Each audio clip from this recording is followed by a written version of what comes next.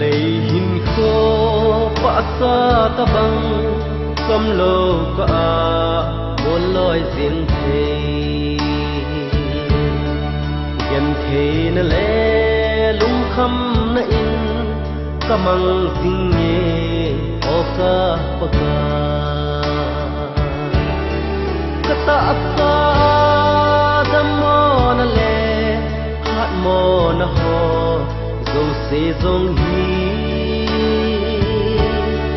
tun wang pakai ka he tin tai ke ya dinga sat na hi ka pa e pakai ka pa e pakai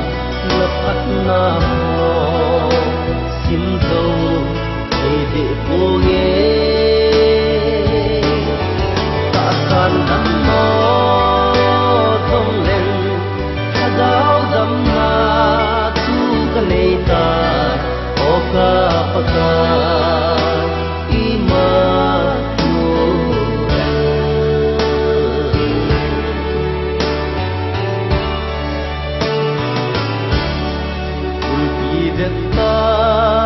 nga det do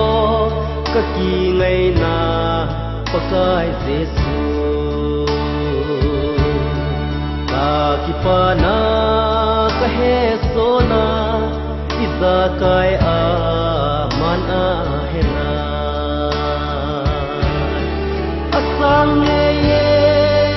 ya ding hat the na sim zo lo ho hi alo pi e ke ya din hallelujah Immanuel ka pa e pakai ka pa e pakai lapat na ho sim zo e de bo ye ta kan dam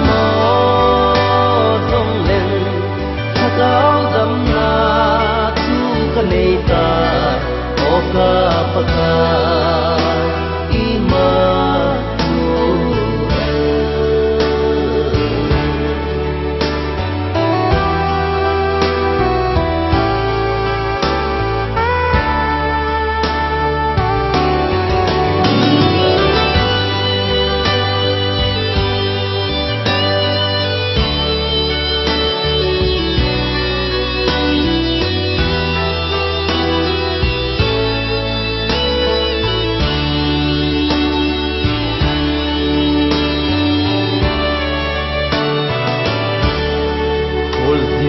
gam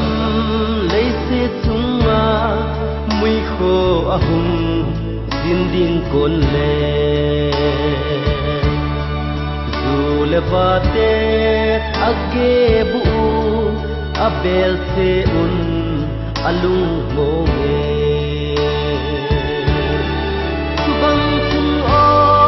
ke ya din pakai Jesu kalung mon na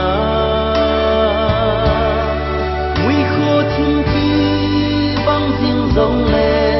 Krista ka tha me pa ai